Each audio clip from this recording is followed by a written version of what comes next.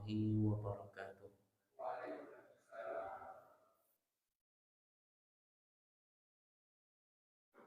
Alhamdulillahi rabbil alamin wal aqibatu lil muttaqin wala udwana illa 'alal zalimin. Wassalatu wassalamu ala asyrafil anbiya'i wal mursalin nabiyyuna Muhammadin sallallahu alaihi wasallam wa ala alihi wa sahbihi ajma'in. Rabbi shrah li sadri wa yassir li amri wahlul 'uqdatam min lisani yafqahu qawli.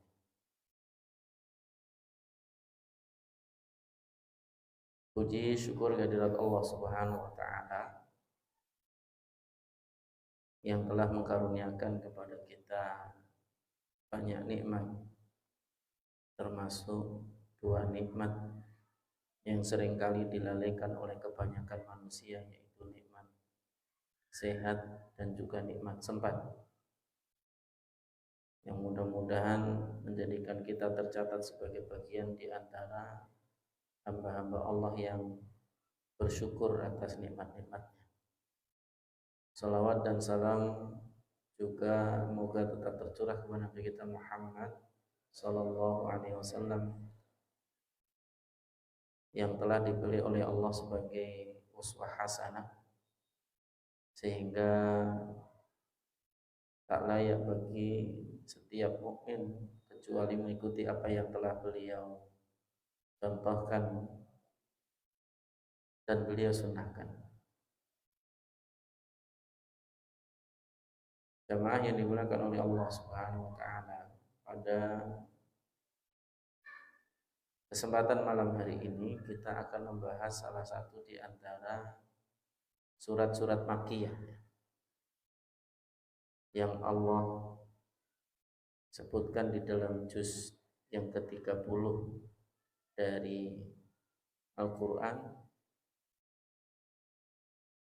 yang kemudian disebut dengan suratul Qari'ah atau surat Al-Qari'ah, yang memang surat ini disebut dengan nama Al-Qari'ah karena menyebutkan tentang Al-Qari'ah itu sendiri.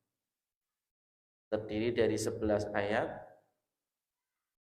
yang merupakan surat ke-101 dalam urutan mushaf, tapi dia surat ke-30. Surat ke-30 dalam urutan turunnya. Kalau dalam urutan mushaf adalah surat ke-101, sedangkan dalam urutan turunnya dia adalah surat yang ke-30, yang menyebutkan tentang bagaimana hari kiamat dan keadaan manusia pada hari itu. Surat ini mengajarkan kepada kita tentang gambaran bagaimana kemudian dahsyatnya hari kiamat, hingga kemudian Allah menyebut di awal surat dengan kalimat Al-Qari'ah. Kata Al-Qari'ah dari kata qara'a, yaqra' pakai ain, bukan pakai alif. Kalau bukan pakai hamzah. Kalau pakai hamzah itu artinya membaca, qara'a, iqra.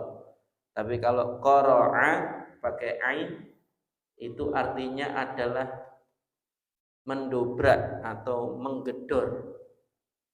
Kenapa disebut dengan Al-Qari'ah? Kenapa hari kiamat itu salah satu di antara namanya adalah Al-Qari'ah? Karena dia membuat hati itu seperti terkaget-kaget dan tergedor-gedor sebagaimana pintu tadi itu, ya. Sebagaimana pintu yang digedor, yang membuat kita kaget dengan berbagai macam peristiwa yang nanti akan terjadi pada hari itu, yang semuanya disebutkan juga di dalam surat ini.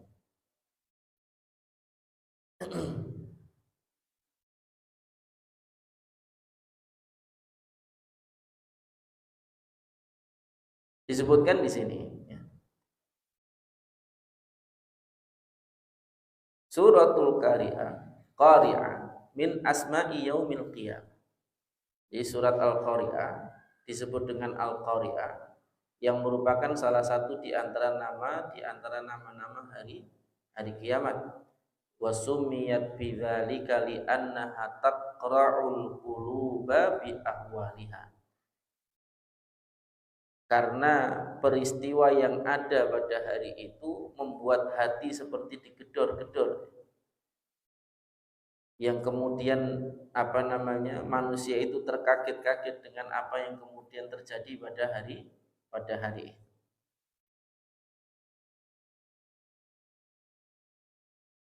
Tidak ada satu hadis pun yang menyebutkan tentang asbab nuzul surat ini, sebagaimana yang kemudian disebutkan sebelumnya bahwa asbabun nuzul itu tidak selalu ada pada setiap surat yang kemudian diturunkan oleh Allah Subhanahu wa taala. Karena nanti yang disebutkan di dalam definisinya oleh para ulama, yang disebut dengan asbab nuzul itu adalah su'alin au hadithatin, ya. Pertanyaan atau peristiwa yang terjadi pada Nabi Shallallahu Alaihi Wasallam, kemudian turun ayat menjawab pertanyaan itu atau menjelaskan tentang peristiwa yang terjadi pada Nabi, itulah yang kemudian disebut dengan asbab nuzul, ya. Jadi tidak selalunya surat atau ayat di dalam Al-Quran itu ada asbab nuzulnya. Bahkan boleh dibilang sebagian besar dari surat atau ayat itu diturunkan oleh Allah Subhanahu wa taala bahkan tanpa asbab nuzul sama sekali. Sebagian besarnya, ya. Hanya beberapa di antara surat dan ayat itu yang kemudian memiliki asbab nuzul. Apa faedahnya, Pak, kita mengetahui asbab nuzul dan mengetahui bahwa ternyata sebagian besar surat itu tidak memiliki asbab nuzul? Yang pertama faedahnya adalah bahwa Allah itu punya kehendak yang kita tidak bisa tolak. Yang kalau kemudian Allah sudah berkehendak, tidak perlu asbab untuk kemudian mendapati sesuatu itu. Sebagaimana turunnya surat di dalam Al-Quran. Kalau Allah sudah berkehendak, maka tidak perlu asbab. Itu juga mengajarkan kepada kita bahwa peristiwa-peristiwa yang terjadi di dunia ini, kalau Allah sudah berkehendak, bahkan belum tentu harus ada asbab. Walaupun yang kita ketahui biasanya sunatullahnya semuanya dibangun atas rangkaian asbab. Ada anak itu karena ada ayah, ada ibu, ya kan? Tapi Allah juga pernah menunjukkan bagaimana Allah bisa menciptakan manusia tanpa ayah dan ibu, dan Allah bisa menjadikan seorang wanita itu hamil tanpa suami. Sebagaimana kisah Adam dan kisah Isa alaihissalam. Ya.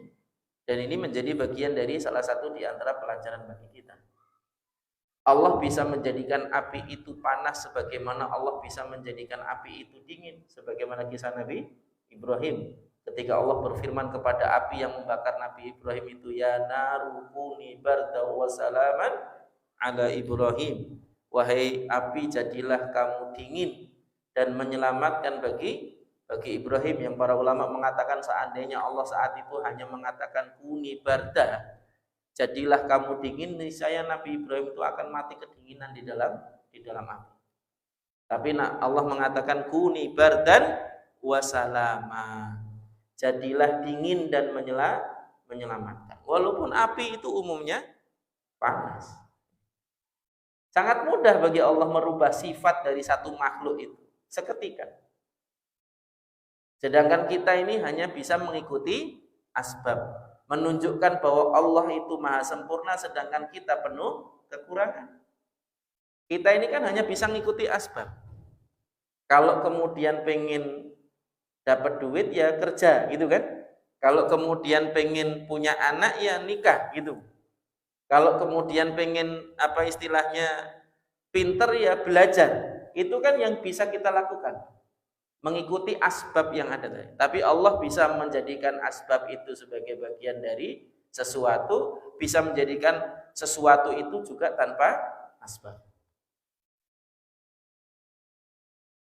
Bahkan ditegaskan di dalam ayatnya, idz qala lahu kun fayakun. Ketika kemudian Allah berkata jadilah, maka jadi, walaupun tanpa asbab. Di satu sisi faedahnya ketika kemudian kita mengetahui ada asbab nuzul, kita juga lebih memahami surat itu lebih utuh. Ya. Atau ayat yang kemudian turun dengan asbab nuzul itu menjadi pemahaman kita jadi lebih utuh, sehingga tidak menyimpulkan sesuatu itu seketika itu saja. Contoh terkait dengan turunnya Quran surat yang kemudian disebutkan ada asbab nuzulnya, misalnya seperti salah satu di antara firman Allah Subhanahu wa taala, yas'alunaka 'anil mahid. Mereka bertanya kepadamu wahai Muhammad tentang wanita haid. Qul huwa adza fa'tazilun nisaa fil mahid. Katakanlah bahwa haid itu adalah kotor, maka hindarilah wanita ketika kemudian dalam keadaan haid. Maksudnya kita tidak boleh menggauli istri kita ketika dalam keadaan haid. Ya. Yang ternyata secara medis sampai hari ini terbukti bahwa darah haid itu mengandung banyak penyakit yang kalau kemudian itu terjadi koitus, maka itu bisa menyebabkan banyak penyakit dan juga bahaya yang terjadi pada pasangan yang melakukan hubungan itu. Dan ini menjadi bagian dari salah satu di antara hikmah kenapa seorang laki-laki dilarang mendatangi istrinya ketika dalam keadaan haid. Ya. Asbab nuzulnya, dulu orang-orang Yahudi itu ketika mendapati wanita mereka itu mengalami haid, mereka mengeluarkan wanitanya itu dari dalam rumah. Jadi dibiarkan di luar rumah, mau tidur, mau makan, mau ngapa terserah. Yang penting di luar rumah. Kalau mereka sudah suci baru kemudian boleh masuk rumah. Itu perilaku orang-orang Yahudi kepada wanita-wanita haid mereka. Sedangkan Islam justru memuliakan para wanita tadi itu. Yang tidak boleh itu bukan bersentuhan dengan mereka. Yang tidak boleh itu bukan bergaul dengan mereka. Hanya tidak boleh menggauli mereka saja. Tapi berhubungan dalam arti bergaul, bercanda, hidup satu rumah, bersentuhan. Bahkan Nabi pernah dalam keadaan itikaf, kemudian mengeluarkan kepala beliau melalui jendela seperti itu. Kemudian Aisyah menyisir dari luar masjid. Menyisir rambut Nabi dari luar masjid ketika Nabi mengatakan wahai Aisyah sisirilah rambutku. Kata Aisyah, aku sedang haid ya Rasulullah. Apa kemudian kata Nabi SAW? Sesungguhnya haidmu itu bukan di tangan. Haidmu bukan di tangan. Dan ini menjadi bagian dari salah satu bentuk kesempurnaan dan juga kasih sayang Islam kepada para wanita. Yang kadang-kadang para wanita hari ini itu karena tidak memahami hal itu, menganggap bahwa Islam itu mengekang. Padahal justru Islam itu memuliakan para wanita.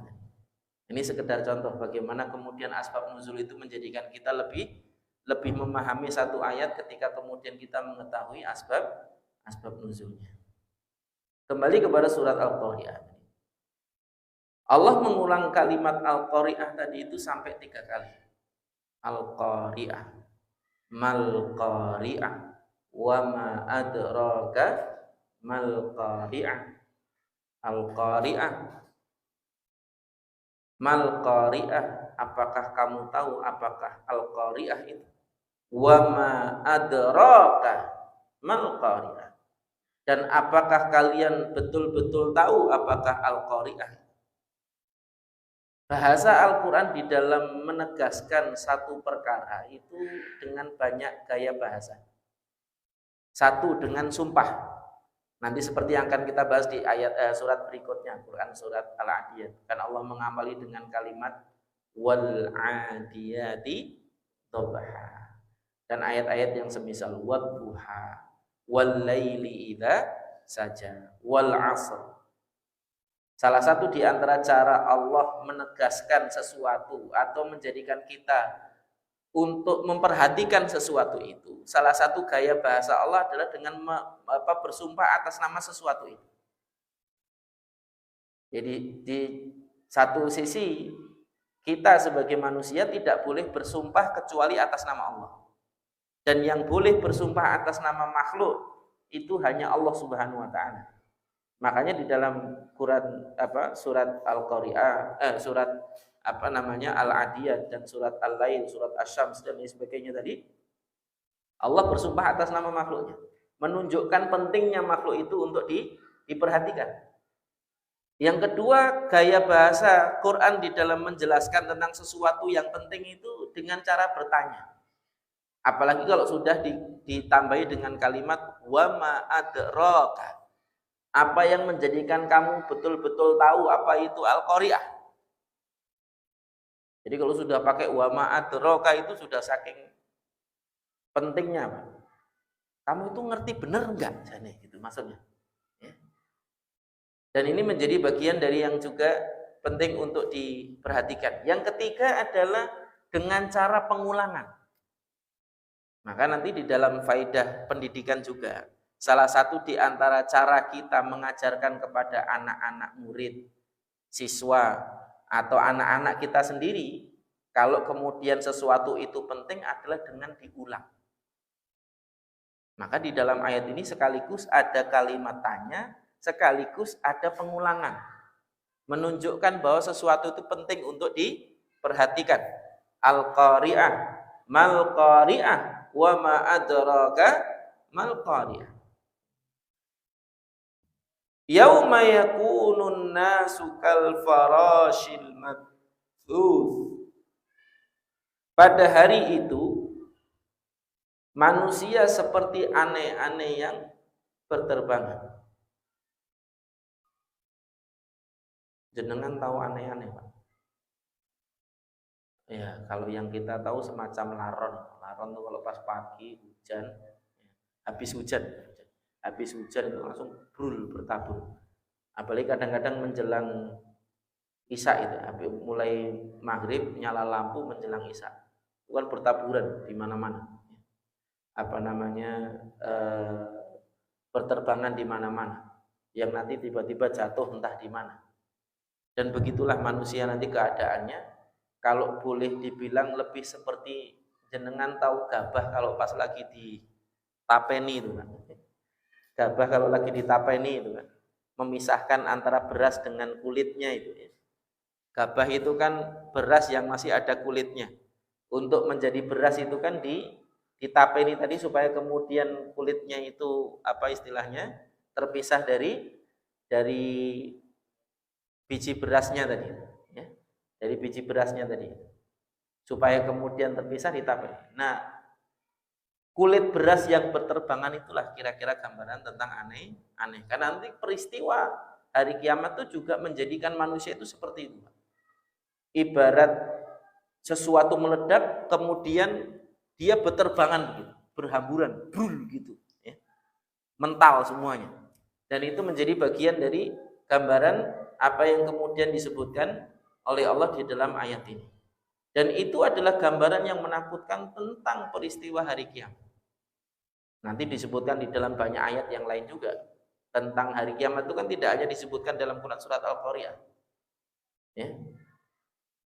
Ketika kemudian wanita hamil melahirkan janinnya atau wanita menyusui melupakan bayinya, itu saking dahsyatnya keadaan hari kiamat itu sehingga mereka melupakan sesuatu yang paling urgen bagi mereka sekali. Kalau hari ini, Pak, semenakutkan peristiwa apapun itu, ibu nggak ada yang lupa anaknya, nggak ada. Walaupun dia lupa suaminya, ya. Tapi nggak ada yang lupa anaknya. Apapun yang dicari pertama kali itu pasti anaknya. Apapun, gempa misalnya, langsung cari anaknya dulu. Dia nggak peduli dengan dirinya bahkan kadang-kadang. Itu peristiwa yang paling genting hari ini.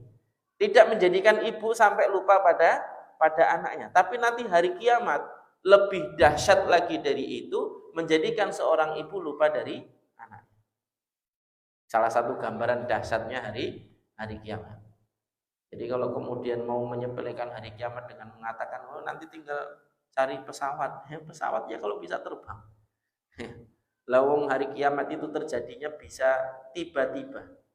Sebagaimana logikanya orang-orang kafir dahulu ketika kemudian diancam dengan azab Allah kan mereka justru malah menantang balik. Ya sudah, kalau memang kamu itu benar, datangkan azab Allah itu kepada kamu. Disebutkan dalam banyak ayat. Ketika kemudian apa yang mereka diancam dengannya tadi itu datang, mereka meremehkan itu. Tapi seketika itu juga mereka hancur gara-gara seketika, Pak. Jenengan kalau lihat hasil dokumentasinya Harun Yahya dulu. Ada seorang ilmuwan Mesir namanya Harun Yahya itu meneliti Al-Qur'an terkait dengan yang sifatnya sains, yang sifatnya ilmiah. Salah satunya adalah kisah tentang kaum Lut yang kemudian Allah azab itu. Dan ternyata kisah yang disebutkan sebagaimana kaum Lut itu tidak hanya terjadi di wilayah mana? Sodom saja. Ternyata itu juga terjadi di banyak tempat. Salah satunya Pompei. Pompei itu ada di wilayah dekat Italia. Ya, Pompei. Dan ketika ditelusuri itu, nasibnya persis seperti kaum Lut, persis. Mereka membatu, ya, dalam keadaan sebagaimana saat mereka diadab tadi. Bahkan ada di antara mereka baru noleh sudah tiba-tiba mati. Baru noleh. Loh, istrinya Nabi Lut itu kan juga ikut teradab karena apa? Karena noleh, Pak. Ya. Karena noleh, nengok ke belakang nih. Ya. Padahal perintah Allah suruh pergi keluar, meninggalkan negeri itu ketika subuh.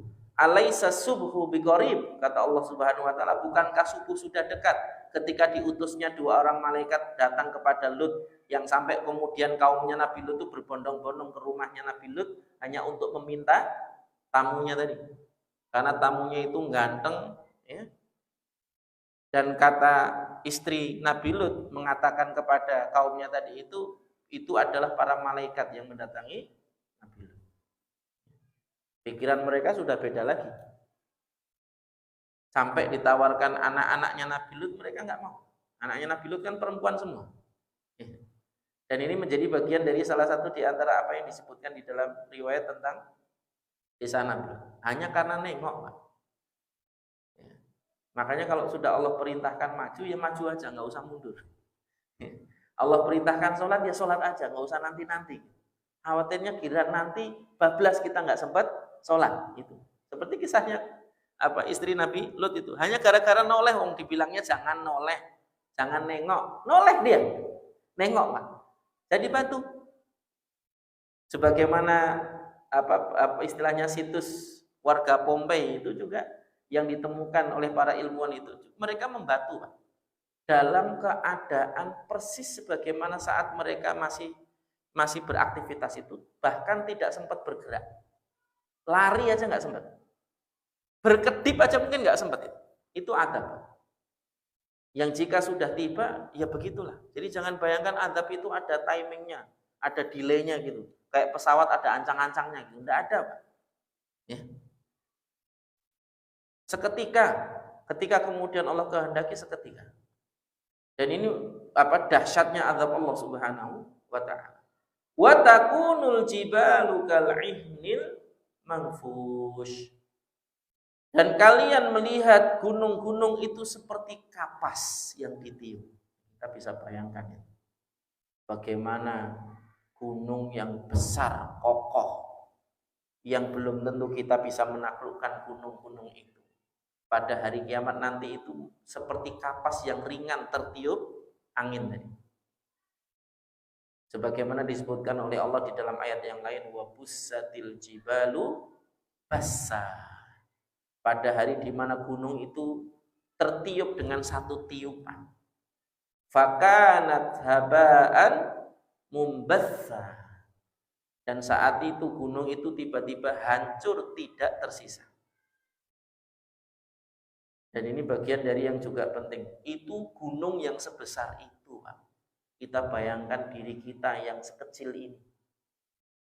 Makanya kadang-kadang aneh, manusia itu makhluk termasuk yang kecil, tapi sombongnya bukan main. Ya. Dan ini menjadi bagian dari yang juga penting untuk kita jadikan sebagai perhatian kita. Makanya di dalam hidayat Quranul Karim disebutkan, la taqtarru bi quwwatika wa unfawanika fa innal jibala syamikhah as-saldah tagtu kasufin manfush. Janganlah tertipu dengan kekuatanmu dan juga kemampuanmu. Karena gunung yang besar kokoh saja pada hari itu seperti kapas yang ditiup, seperti bulu yang ditiup. Ya. Tutayyiruhu ad'afun nasamat, yang menjadikan dia terbang sesuatu yang paling ringan. Kita bisa bayangkan tiupan angin itu seberapa kencang, Pak. Seberapa kencang tiupan angin itu? Wong kita aja nggak bergeming kalau ditiup angin, kan? Biasa aja. Tapi nanti gunung pada saat hari kiamat itu seperti kapas yang tertiup angin. Kita bisa bayangkan dahsyatnya hari kiamat saat itu. Falzimit tawadhu' wa tasallam. Maka lazimilah sifat tawadhu. Tawadhu'lah. Bersikap rendah dirilah. Kita ini makhluk yang tidak punya daya dan upaya kecuali atas kehendak Allah Subhanahu wa taala. Maka salah satu di antara kalimat yang harusnya kita sering ucapkan adalah kalimat la haula wala quwwata illa billah. Ya. Dan ini bagian dari yang juga penting. Supaya apa? Supaya kita nggak sombong sebagaimana Fir'aun karena kekuasaan yang dimilikinya. Supaya kita nggak sombong sebagaimana Qarun dengan harta yang dimilikinya. Supaya kita nggak sombong dengan ilmu sebagaimana iblis. Dan ini menjadi bagian dari yang juga penting untuk kita jadikan sebagai pelajaran. Maka kalimat watakunul jibalu kal'ihnil manfush itu juga menjadi bagian dari salah satu pelajaran berharga bagi kita. Sesuatu yang kokoh besar saja tidak ada nilainya nanti di hari kiamat. Tertiup seperti kapas. Apalagi kita yang jauh lebih kecil daripada gunung. Dan ini menjadi bagian dari yang juga penting untuk diperhatikan. Makanya disebutkan oleh Ibnu Katsir, "Tsumma akhbara ta'ala amma ya'ulu ilaihi amalul amilin."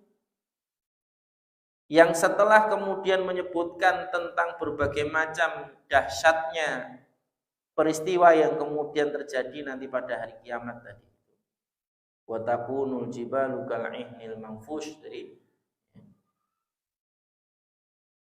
Allah kemudian menyebutkan tentang bagaimana nasib orang-orang yang beramal nanti setelah peristiwa hari kiamat.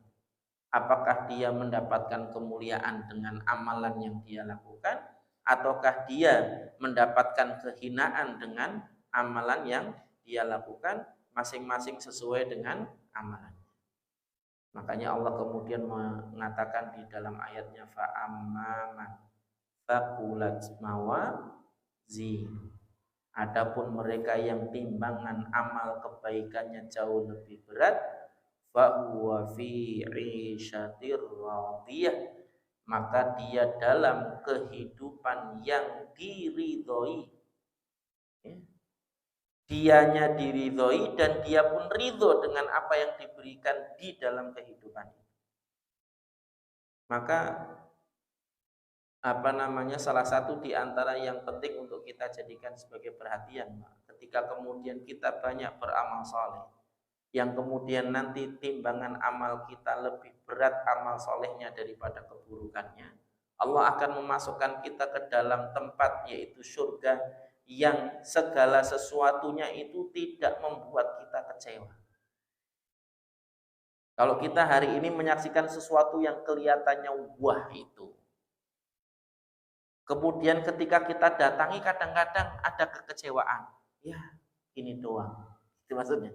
Cuman kayak gini aja kok, perasaan heboh banget di media sosial gitu misalnya. Lagi viral satu tempat gitu kan. Giliran sudah sampai sana, gini doang. Ya. Nggak ada apa namanya membuat kita betul-betul tetap puas gitu.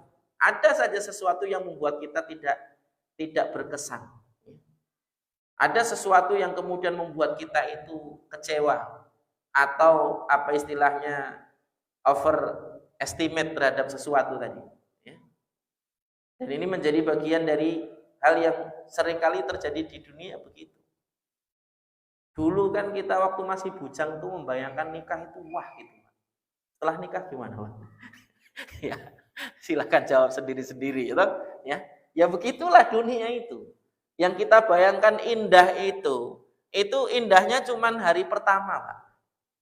Saat akad nikah. Kenapa? Masih sama-sama jaim. Ya, yang laki masih jaim, yang perempuan juga masih jaim. Tapi nanti coba berjalan 3 bulan. 6 bulan, 1 tahun, ya sudah mulai ada konflik, ya kan? Sudah mulai ada masalah, ya kan? Sesuatu yang dibayangkan indah sebelumnya, ya, apalagi kalau kemudian matanya jelalatan, menjadikan yang dilihat di tempat orang lain jauh lebih indah daripada yang dilihat di rumah. Makanya ada istilah rumput tetangga lebih hijau daripada rumput sendiri, kan gitu. Kenapa? Karena matanya jelalatan. Ya, ini bagian dari yang juga penting untuk dijadikan sebagai perhatian. Ya, bagian dari yang penting untuk dijadikan perhatian ini. Ya. Begitulah dunia itu. Kadang-kadang ekspektasinya jauh lebih besar daripada realitanya, itulah dunia. Kadang-kadang kita itu ya tadi terlalu berlebihan ekspektasinya melihat sesuatu yang pada aslinya ketika kemudian kita dapati tidak sebagaimana yang kemudian kita harapkan. Ya begitu juga hari ini kita yang diuji dengan kekurangan, kayaknya enak ya jadi orang kaya. Padahal bisa jadi ada orang-orang kaya yang kemudian berpikir kayaknya enak kalau nggak punya apa-apa. Kita belum sampai pada tahapan itu. Karena kebanyakan kita masih terbatas secara finansial.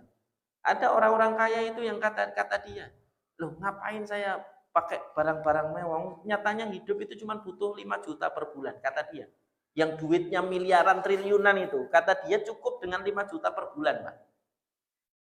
Sedangkan kita ini yang gajinya pas-pasan, kadang-kadang pengennya bergaya seperti yang hidupnya miliaran tadi. Itu kan berlebihan. Ya. Bagian dari yang juga penting untuk kita jadikan sebagai perhatian. Dunia itu begitu. Kadang-kadang apa yang kita bayangkan, kalau kita belum dapatkan itu melebihi realitanya. Sedangkan nanti surga itu kebalikannya, Pak. Justru yang kita dapatkan realitanya jauh lebih indah dan lebih baik daripada yang kita bayangkan. Makanya nanti disebutkan di dalam sebuah hadis terkait dengan orang yang terakhir kali masuk surga itu, Pak. Itu sudah nggak ada tempat. Maksudnya surga itu sudah terisi semuanya. Yang kemarin kita sudah sampaikan bahwa nanti kita masuk surga itu seperti kita balik ke rumah. Nggak perlu nanya bagian saya yang sebelah mana. Kita sudah tahu rumah kita yang mana. Jadi kayak orang balik kampung itu tahu rumahnya di mana itu. Sudah menuju rumahnya masing-masing. Ketika semua itu sudah terisi, tiba-tiba ada yang selamat dari sirat tadi. Dalam keadaan badannya yang tetel duel itu apa? Tercabik-cabik itu, ya. Badannya penuh tercabik-cabik itu karena dia melewati sirat tadi itu dengan merangkak. Itu pun selamat, alhamdulillah. Ya, dengan izin Allah selamat. Dia terakhir kali masuk surga itu. Ketika kemudian dia selesai dari sirat itu, dia melihat ada pohon yang banyak buah. Kemudian dia mengatakan, ya Rabbi, wahai Rabbku, seandainya engkau sampaikan aku pada pohon itu, karena badannya luka-luka tadi. Seandainya engkau sampaikan aku pada pohon itu, maka niscaya aku tidak akan meminta apa-apa lagi setelah itu. Betul, sampai ke pohon itu, Pak. Giran kemudian dia sudah sampai di pohon itu, dia melihat pohon lagi di depannya jauh lebih besar dan lebih rimbun buahnya. Lebih bagus. Kata orang itu lagi, wahai Rabbku, sampaikanlah aku ke pohon berikutnya itu, niscaya aku tidak akan minta apa-apa lagi setelah itu. Begitu juga, sampai ke sana, dia melihat yang jauh lebih besar dan lebih bagus lagi.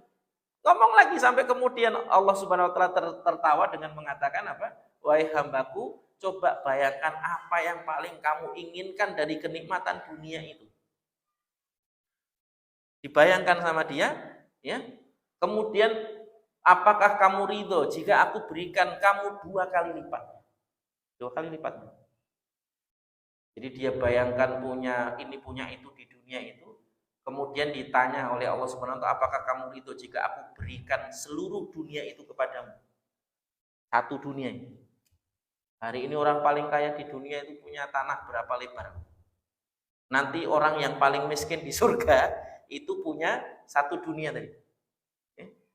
Ditambah lagi kata Allah Subhanahu wa taala, apakah kamu ridho jika aku berikan 3 kali lipat?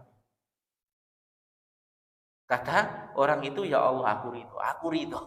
Ya, aku ridho. Itu yang paling kecil, dapat 3 kali dunia. Kaplingannya yang paling kecil di surga itu yang seperti itu. Yang terakhir kali masuk surga tadi. Ya. Yang mendapat 3 kali dunia tadi. Dan ini menjadi bagian dari salah satu di antara gambaran kenikmatan surga yang nanti diberikan oleh Allah Subhanahu wa taala. Bahkan yang kita dapatkan jauh lebih indah daripada yang kita bayangkan. Makanya betul kata Nabi sallallahu alaihi wasallam mensifati surga itu adalah mala ainun ra'at wala udhunun sami'at wala khatara fi qalbil bashar. Bahwa surga itu adalah yang tidak pernah terlihat oleh mata, tidak pernah terdengar oleh telinga, dan tidak pernah terbersit dalam hati manusia manapun. Tidak pernah terbayang. Jadi bayangan kenyataannya lebih indah daripada bayangannya. Itu surga nanti, beda dengan dunia. Kenyataannya tidak sebagaimana bayangannya. Itu dunia. Makanya aneh kalau orang justru tidak mengejar akhirat, tapi hanya mengejar dunia. Yang selalu akan ada saja bagian yang dia tidak puas di dalamnya. Dunia itu begitu. Semakin dikejar selalu ada saja bagian yang dia tidak puas di dalamnya. Ada banyak ungkapan dari orang-orang yang sudah mendapatkan dunia. Ada orang yang sebelumnya pengen terkenal glamor sampai menjadi artis terkenal, tapi ketika dia jadi artis dia menyesal.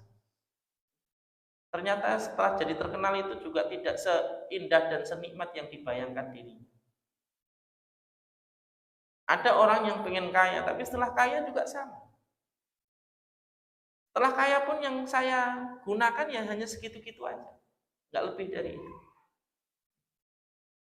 Begitu juga nanti, ketika kemudian sudah punya jabatan, setelah punya jabatannya cuma segitu aja, nggak lebih dari itu.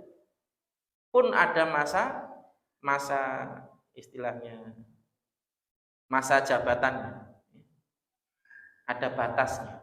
Ya begitulah dunia. Sehebat-hebatnya Fir'aun itu, ternyata tetap tidak puas dengan kerajaannya sampai mengejar Bani Israel yang tidak bawa apa-apa.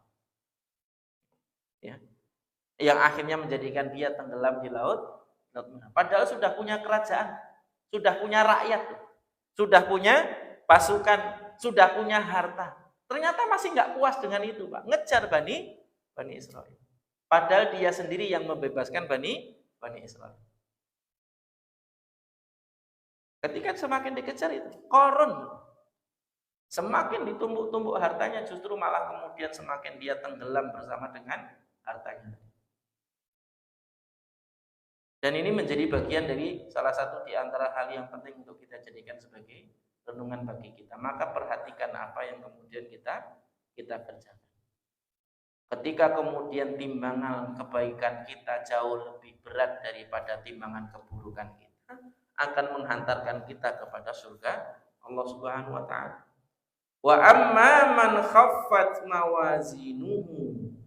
Sebaliknya, ketika keburukannya itu jauh lebih berat daripada kebaikannya, fa ummuhu hawiyah, maka tempat kembalinya adalah neraka hawiyah.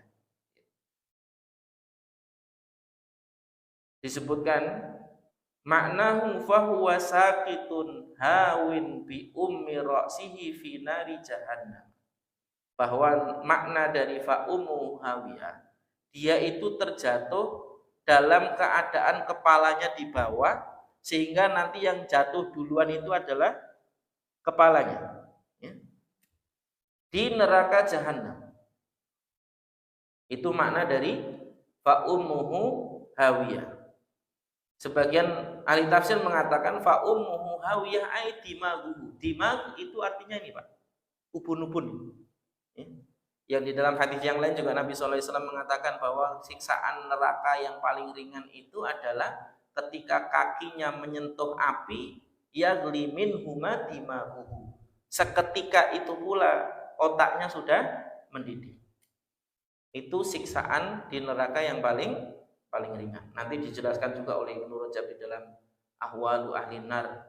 Dalam kitabnya Ahwalu Ahli Nar itu cukup panjang lebar bagaimana keadaan orang-orang penduduk neraka, sifat-sifat penduduk neraka itu seperti apa, ciri-cirinya bagaimana, siksaan-siksaan di neraka itu ada apa saja, neraka itu jumlahnya ada berapa, bentuk-bentuk siksaannya seperti apa, dan yang beramal apa itu mendapatkan siksaan apa, yang beramal apa mendapatkan, semuanya dijelaskan panjang lebar oleh Ibnu Rajab di dalam kitabnya. Nanti di lain kesempatan insya Allah kita akan bahas itu, ya.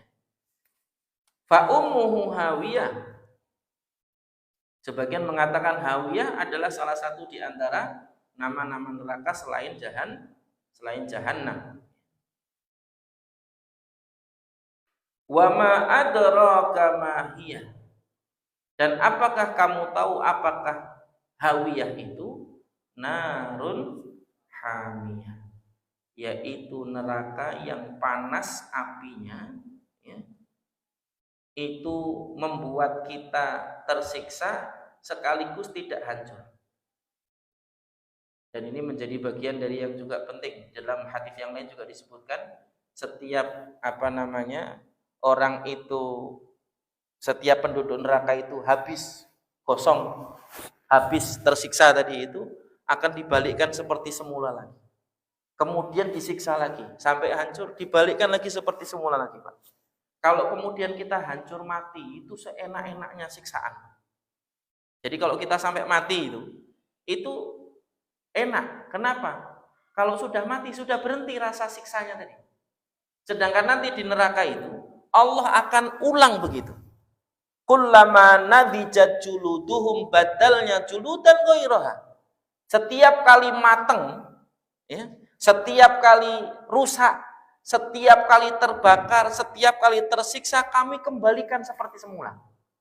Bahkan disebutkan di dalam riwayat yang lain bahwa gigi ahli neraka itu sebesar gunung Uhud. Jenengan yang pernah ke Saudi, ya, pernah umroh, pasti salah satu tempat singgahnya adalah Gunung Uhud. Jenengan bisa lihat betapa besarnya Gunung Uhud itu giginya neraka jahanam. Giginya penduduk neraka jahanam. Bisa bayangkan berapa tebal kulitnya. Padahal kulit yang setipis ini aja, Pak, ya.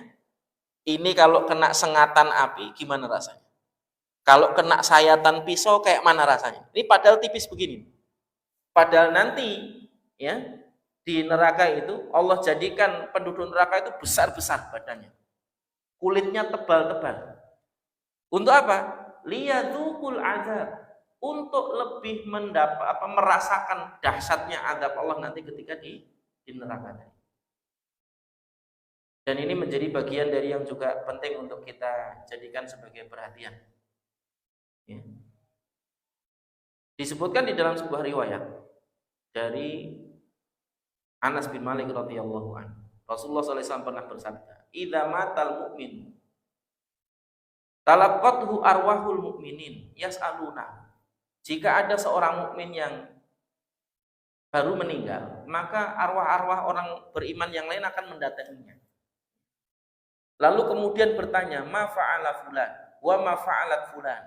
apa yang dilakukan si fulan dan apa yang dilakukan si fulana.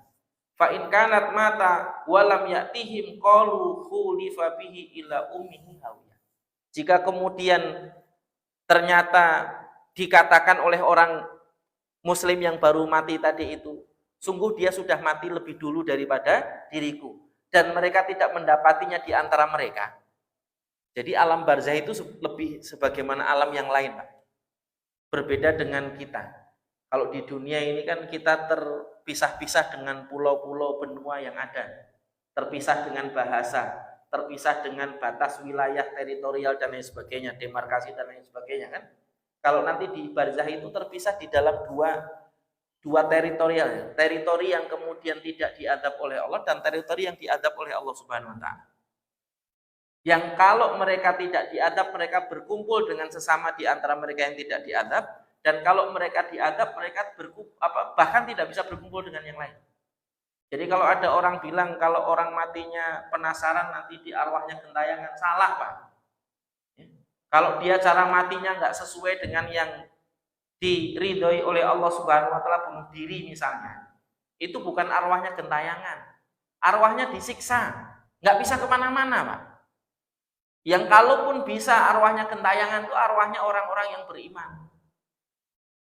Itu pun nggak akan mungkin mendatangi kita karena alam mereka berbeda dengan alam kita.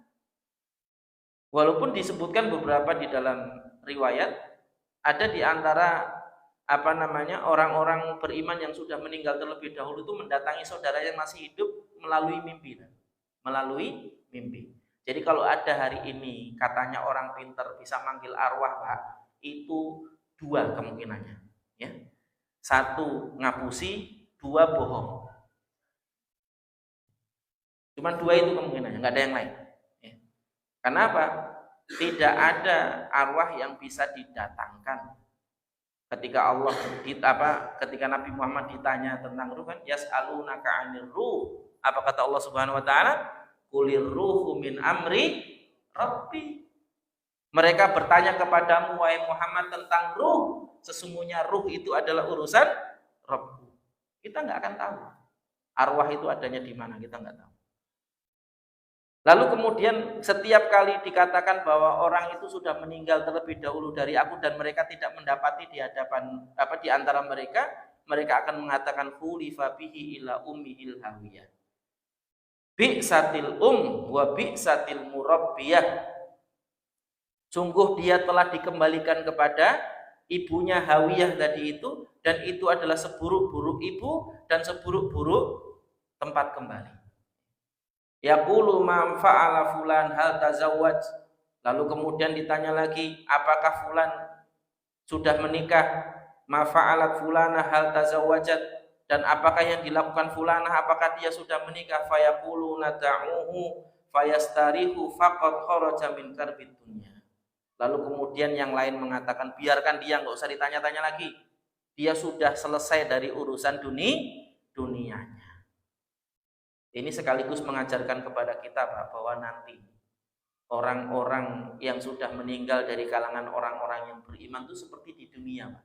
Mereka ngumpul lagi, kongko lagi. Kalau di dunia ngopi bareng, ngobrol bareng, bercanda bareng, bertemu bareng, berkumpul seperti ini, nanti di alam barzah juga begitu. Kita akan saling bertanya satu sama lain, gimana kabarnya si fulan, gimana kabarnya si fulan. Ya, dan begitu di antara apa yang juga disebutkan di dalam beberapa riwayat. Ini sekilas tafsir tentang Quran surat Al-Qari'ah, menggambarkan bagaimana dahsyatnya hari kiamat dan dahsyatnya neraka ketika kemudian nanti kita dikembalikan kepada neraka. Na'udzubillahi min dzalik. Mudah-mudahan kita tidak termasuk di dalamnya. Karena Nabi SAW mengatakan di dalam sebuah hadis, api yang ada di antara anak Adam, naru bani Adam allati tuqidu, yang kalian nyalakan, juz'un min sab'ina juz'an min nari jahannam. Itu hanya satu bagian dari 70 bagian neraka jahanam. Api kita. 1/70, Pak. Api kita ini yang panasnya, yang paling panas sampai 1000 derajat atau berapa ribu derajat yang bisa kita panaskan itu, yang untuk melelehkan baja dan lain sebagainya itu baru 1/70 dari api neraka jahanam. Bayangkan bagaimana kemudian api neraka jahanam nanti yang panasnya jauh 70 kali lipat dibandingkan panasnya api neraka, api yang kemudian ada di antara kita. Makanya kalau memang minta dijauhkan dari api, sungguh-sungguh. Ya, sungguh-sungguh. Jadi kalau misalnya minta Allahumma ajirna minan nar, Allahumma ajirna minan nar, ya Allah jauhkanlah kami dari api, ya apinya dijauhkan. Jangan didekatkan, ya. Apinya dijauhkan, jangan didekatkan. Ini penting, sekedar renungan saja. Wallahu a'lam bishawab. Demikian barangkali. Mohon maaf atas salah kata, salah ucap, salah tingkah. Wabillahi taufiq wal hidayah. Wassalamualaikum warahmatullahi